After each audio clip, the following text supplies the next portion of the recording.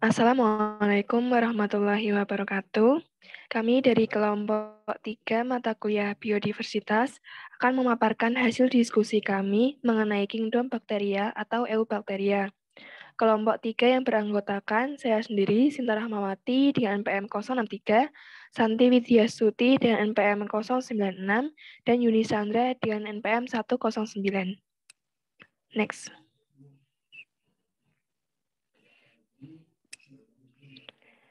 Eubacteria adalah organisme uniseluler atau bersel satu yang tidak memiliki membran inti sel yang pada umumnya tidak berklorofil pada dinding selnya.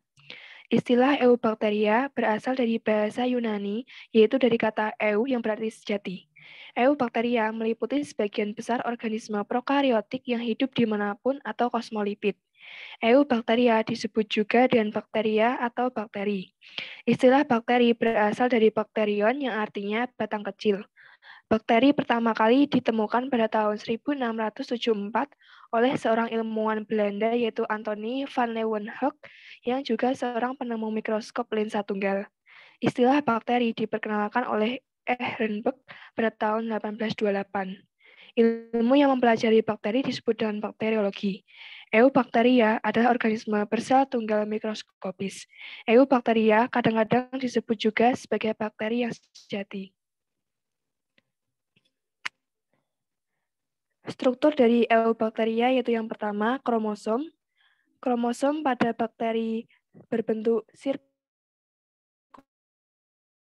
Fungsi kromosom adalah untuk reproduksi dan untuk hidup sel. Kromosom biasanya disebut materi inti tapi bukan membran inti. Yang kedua yaitu ribosom. Ribosom adalah organel kecil yang berfungsi untuk sintesis protein. Yang ketiga yaitu plasmid. Plasmid hampir sama dengan kromosom yang berisi materi genetik. Namun kromosom plasmid terpisah dari kromosom utama. Plasmid ini terletak di sitoplasma. Plasmid berfungsi dalam rekayasa genetika. Yang keempat yaitu sitoplasma. Sitoplasma adalah cairan tidak berwarna yang ada di sel, tersusun dari air, protein, karbohidrat, lemak, garam mineral, ribosom, dan asam nukleat. Fungsinya yaitu sebagai tempat berlangsungnya sintesis protein, mencerna makanan, dan reaksi lainnya mengenai metabolisme sel. Next. Untuk yang selanjutnya yaitu inklusi. Fungsinya yaitu untuk menyimpan hasil metabolisme. Lalu ada dinding sel. Dinding sel Eubacteria terdiri dari peptidoglikan, yaitu polisakarida yang berikatan dengan protein. Fungsi dari dinding sel untuk perlindungan dan struktur bakteri. Kalau dilihat dari lapisan dinding sel, Eubacteria itu dibedakan menjadi dua, yaitu bakteri gram positif dan gram negatif. Selanjutnya ada membran sel. Fungsi dari membran sel adalah sebagai perlindungan sekaligus transfer materi atau mengatur keluar masuknya zat. Membran sel atau membran plasma bersifat semi-permeable yang terdiri dari fosfolipid dan protein. Selanjutnya ada kapsul. Kapsul bakteri itu memiliki kapsul, yaitu bakteri patogen. Fungsi dari kapsul yaitu untuk mencegah fagositosis sebagai bentuk pertahanan diri. Selanjutnya itu ada flagel. Flagel juga sama seperti kapsul, tidak semua bakteri memiliki flagel.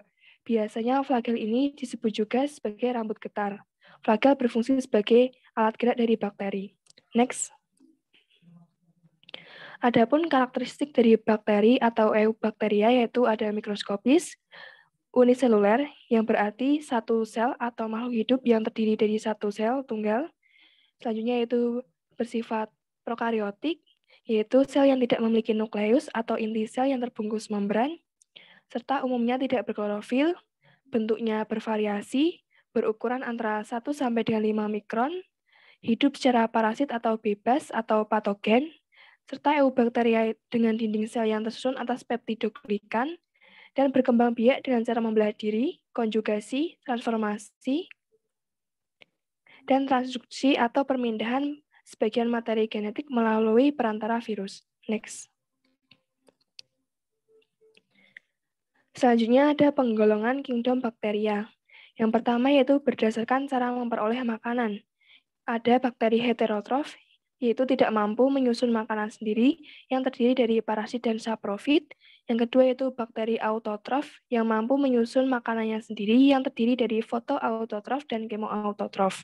Yang kedua, berdasarkan kebutuhan oksigennya, yaitu ada bakteri aerob, yaitu memerlukan oksigen atau O2, contohnya yaitu Nitrosomonas dan Mycobacterium tuberculosis. Dan yang kedua ada bakteri anaerob yang tidak memerlukan oksigen atau O2, contohnya Clostridium tetani dan bakteri dendrifikasi. Untuk selanjutnya akan dilanjutkan oleh teman saya, Santi.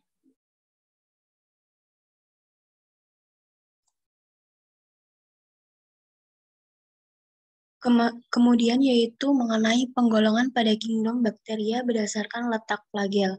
Yang pertama yaitu ada atrik yang merupakan bakteri yang tidak memiliki flagella. Kemudian yang kedua yaitu ada monotrik. Monotrik merupakan bakteri yang memiliki satu flagella dan melekat pada salah satu ujung sel. Kemudian yang ketiga yaitu lovotrik. Lovotrik adalah bakteri yang memiliki banyak flagella dan melekat pada salah satu ujung sel. Kemudian keempat yaitu amfitrik yang merupakan bakteri yang memiliki satu flagella dan masing-masing melekat pada kedua ujung sel. Kelima yaitu ada peritrik. Peritrik merupakan bakteri yang memiliki flagella yang tersebar pada seluruh permukaan sel. Yang selanjutnya yaitu penggolongan berdasarkan bentuknya. Berdasarkan bentuk dibagi menjadi yang pertama yaitu ada basil atau bakteri berbentuk batang, di mana dibedakan menjadi monobasil atau batang tunggal. Contohnya yaitu Escherichia coli. Kemudian ada dipobasil atau batang berkelompok dua, di mana contohnya yaitu Salmonella typhosa. Kemudian ada Streptobasil atau rantai batang, contohnya yaitu pada Azotobacter. Kemudian ada kokus atau bakteri berbentuk bola. Bakteri kokus ini dibedakan menjadi yang pertama ada monokokus atau tunggal, contohnya pada Mycococcus luteus, kemudian Diplococcus atau berkelompok dua, contohnya pada Diplococcus pneumonia, lalu ada Streptococcus atau bentuk rantai, contohnya yaitu pada Streptococcus thermophilus, kemudian ada Staphylococcus atau menggerombol seperti anggur, di mana contohnya yaitu Staphylococcus aureus, kemudian ada Sarkina atau bakteri yang berbentuk kubus, contohnya yaitu pada Sarkina lutea. Lalu yang ketiga ada Spirilium atau bakteri berbentuk spiral. Bakteri Spirilium ini dibedakan menjadi yang pertama ada koma, di mana dicontohkan pada Vibrio chlorella, dan Spirochaeta atau spiral dan berekor pada Troponema pallidum. Yang selanjutnya yaitu mengenai anggota pada kingdom bakteria.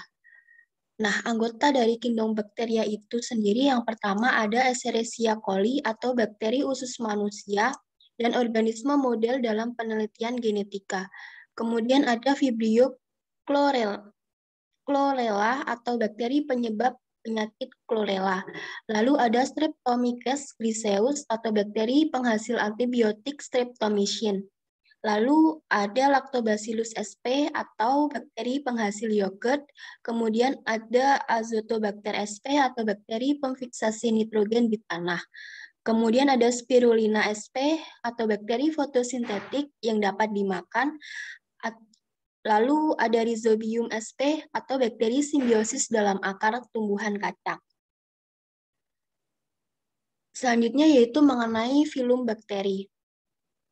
Filum dari bakteri ini terdiri dari ada Proteobacteria, gram positif, Actinobacteria, Cyanobacteria, kemudian ada Prochlorophid, lalu ada Chlamydia, kemudian ada Planktomyces, kemudian ada Pyrellula, lalu ada Verrucomicroba, kemudian ada Flavobacteria, lalu ada Cytophaga, kemudian ada bakteri hijau sulfur, kemudian Spirochaeta, Deinococcus, bakteri hijau non-sulfur, lalu terdapat hipermetrofil, kemudian Nitrospira, dan Deferibacter.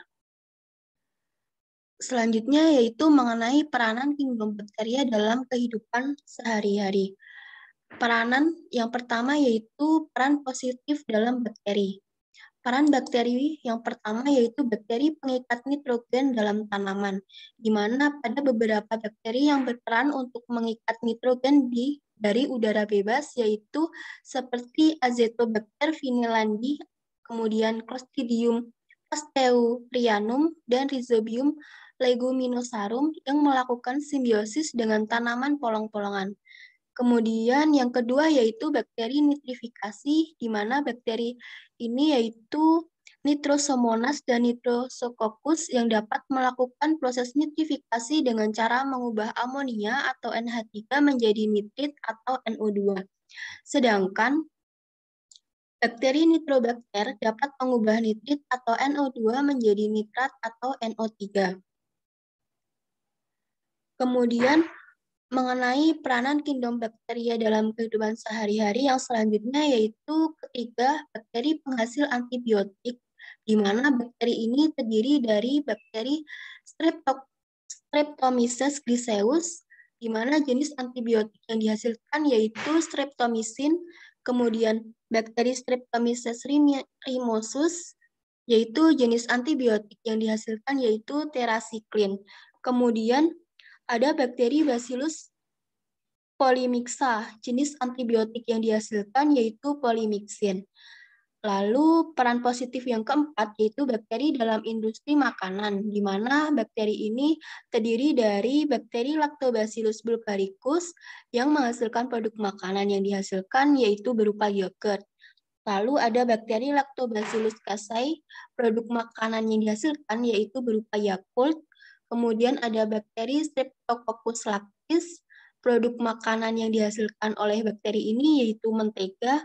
Kemudian ada bakteri Acetobacter XE, produknya yaitu berupa asam cuka.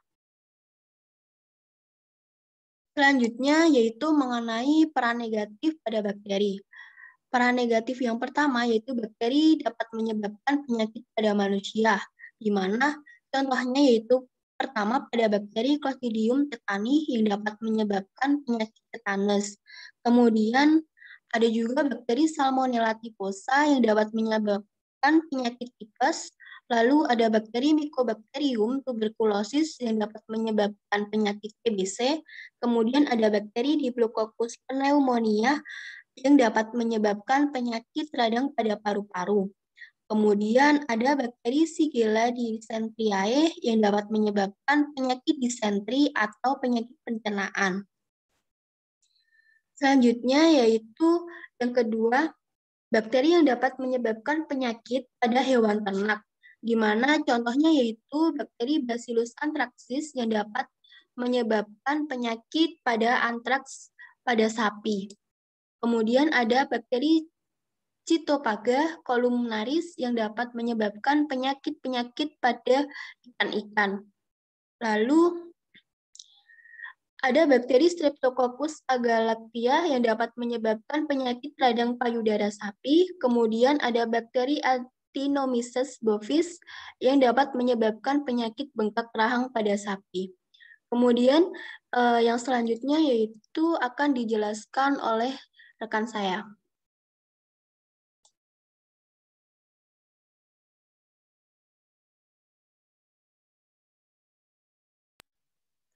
Kemudian peran negatif bakteri yang ketiga yaitu bakteri yang dapat menyebabkan penyakit pada hewan ternak.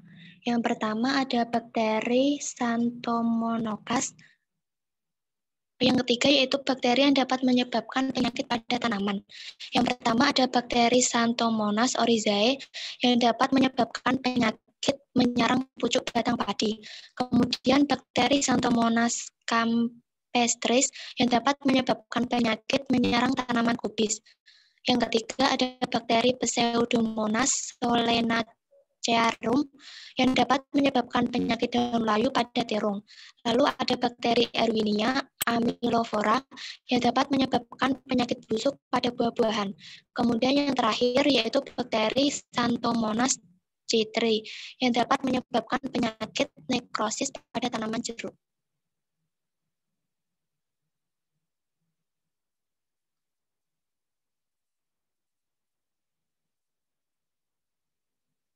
Next. Sekian presentasi dari kelompok kami mengenai Kingdom Bacteria. Kurang lebihnya kami mohon maaf. Kami akhiri. Wassalamualaikum warahmatullahi wabarakatuh.